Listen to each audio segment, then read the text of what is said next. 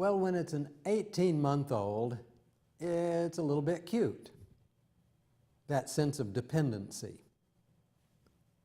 But when it's an 8-year-old or a 14-year-old or a 22-year-old, it's not so cute anymore.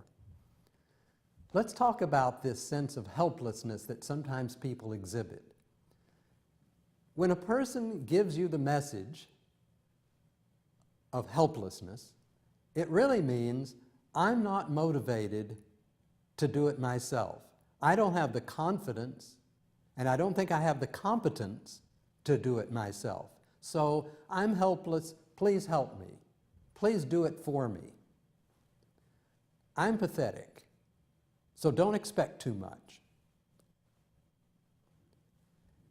Behind that is this assumption that I can't control events. I can't control what comes out of a situation.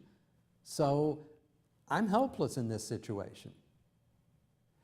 Why? Because that's my experience from times past. Obviously, this person has an external locus of control. Figures that the result of a situation is always in the hands of luck, in the hands of things outside there, not in my own hands. And then you have to figure this person probably has a sense of low self-efficacy.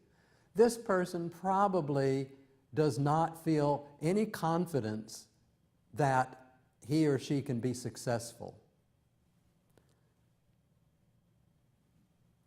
Like I say, it may come from a past of failure. It may come from a background where everybody's dumping negativity on this person, or at least that's how they're interpreting it. And it becomes this conditioned response. You've been told 100,000 times that you can't, you don't have the ability, you don't understand. Well then, I believe it now. I am now helpless. So of course, it reduces motivation and morale.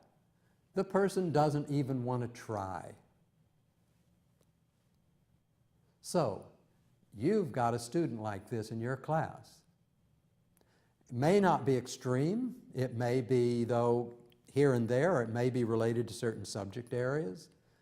But you have a student, or two or three, who exhibit this feeling of, I can't, I don't know how, help me, do it for me. Or maybe the sneaky version of, let's go find one of my classmates who will do it for me and I'll pay them some reward. So how do you handle this? How do you help counter that sense of helplessness and get them back on a better track? Number one, don't accept, don't enable.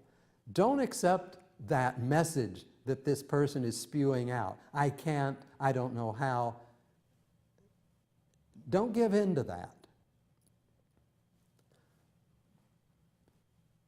Stay positive, stay encouraging. Okay, and we're not talking about lighthearted, oh, don't worry about it, I'm sure you're much more capable than you realize, you know, snap out of it. No, we're talking about a very serious, I'm sure you can do it, but I will definitely help you. We can get through this. To give this person feedback, realistic assessment of what they are good at, what they're not so good at. Be realistic. Don't sugarcoat it. Okay, so all right, you don't have a background of good math ability. Okay, we get that. But we can find ways to offset that, work around it, or remediate that. Talk about progress. Let's talk very honestly about how you're doing as you learn these math concepts, how you're doing at learning to read. Let's talk about where you're strong and where you're not so strong, so that you begin to see that it's not a completely hopeless situation. You don't have to feel helpless all the time. You do have some strengths to build on. And then finally, you might have to resort to looking for outside help, outside resources. Maybe this student needs some psychological counseling because the message is so strong maybe you can't cut through it so easily. Or, on the other hand, maybe the source of all this is coming from this student having a history of a learning disability that has never been diagnosed. And so the student is floundering constantly. Maybe your job is to simply get this student on a track to get assessed for a learning disability.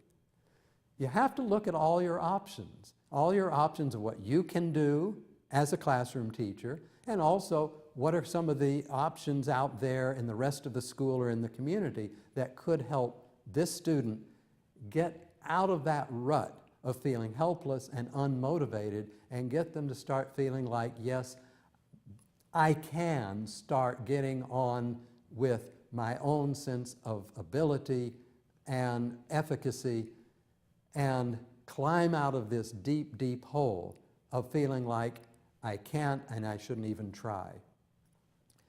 You might want to look at this topic some more in the supplemental material because it's going to come. It's going to come at least once in your teaching career. You will have students who need to be helped out of that state of helplessness. So I encourage you to find some extra work on that and do a little research.